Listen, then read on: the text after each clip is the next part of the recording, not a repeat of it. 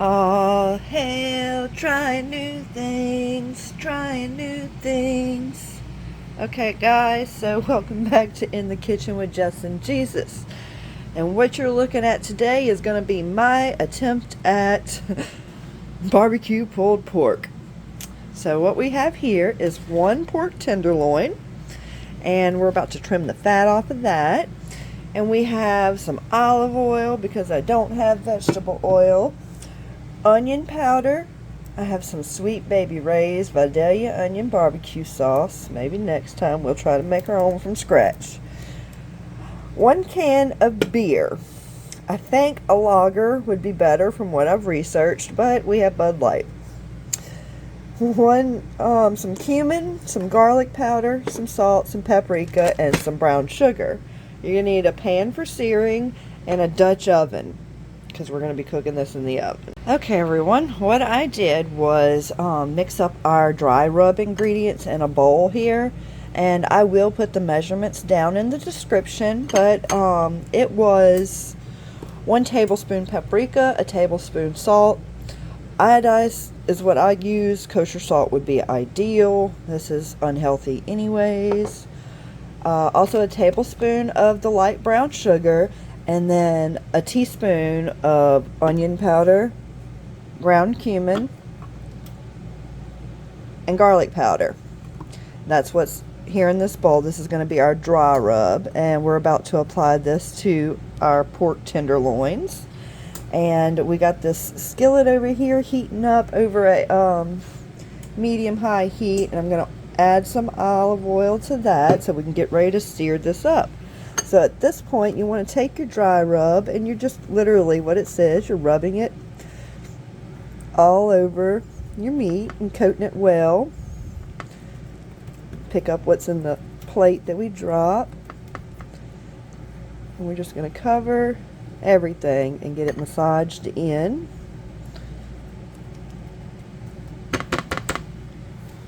Okay, everybody, I got that pork covered in our dry rub, and I actually had some left over.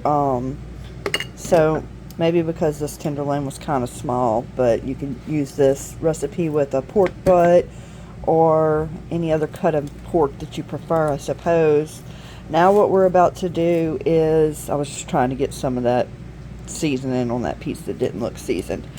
You could also season this and rub it the night before and let it marinate in that seasoning. So now I got this oil heated up over here, and what we're going to want to do is bring this, oil's smoking, it might be too hot.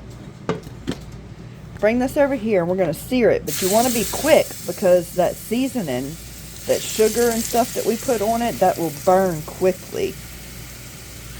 Let's see. Trying to move that oil around.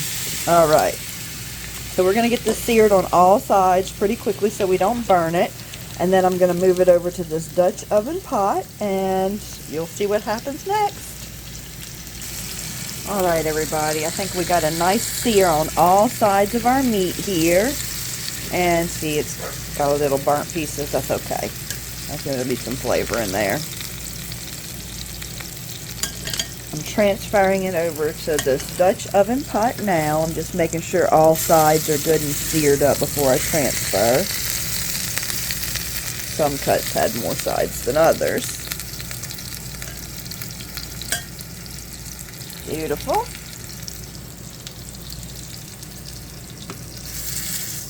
Alright.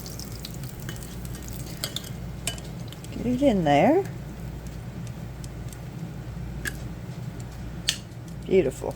Okay. So at this point, I'm going to turn this off and move it out the way. We are going to open up our can of beer. Now the reason we're using beer is because it's going to break down. The enzymes in the beer will break down the meat and make it more tender and cook a little quicker. From what I've read, instead of using the lager, I'm using the Bud Light, and a lot of people said that they prefer cooking with Bud Light because if you don't care for beer that much, you're not lingering with the beer flavor at the end with the Bud Light. And I do not care for beer, so sounds like it's going to work perfect for us. Okay, guys, so what I'm doing is I'm going to pour it. Let me see if I can do this with one hand. This is the plate I used for that dry rub, and I don't want to waste all that seasoning. So I'm going to pour this beer over that seasoning like that. Boy, that's an interesting smell, especially to someone who does not like beer.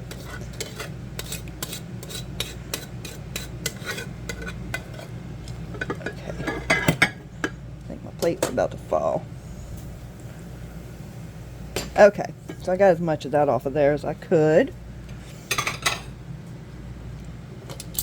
I'm not using the whole can because you see here we don't have a very big chunk of meat. I used about, there's like a quarter of the can left, about underneath my thumb's what's left. So here we go. We got that, and we're putting this lid on it here, and it's going in the oven at 300 for about 2 hours. And I'm gonna pull it out and see if that meat's tender so we can pull it apart. If not, it'll go for 3 hours. We'll be back. All right, everyone, 2 hours is up, and I just pulled this out the oven, and we're gonna look to see how tender this is. I'm just gonna take a fork and I'm gonna mash it and see if it'll break up, and it does. All right, so what I'm gonna do now is I'm just gonna break this meat up with the fork, and then I'm gonna drain this excess liquid off of it, and we're gonna add that barbecue sauce. So be right back.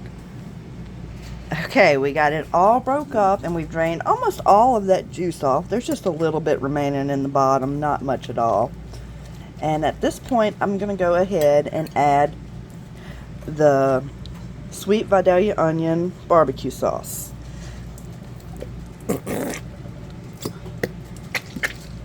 We like a lot of barbecue sauce, so I'm going ahead and putting the whole bottle on there.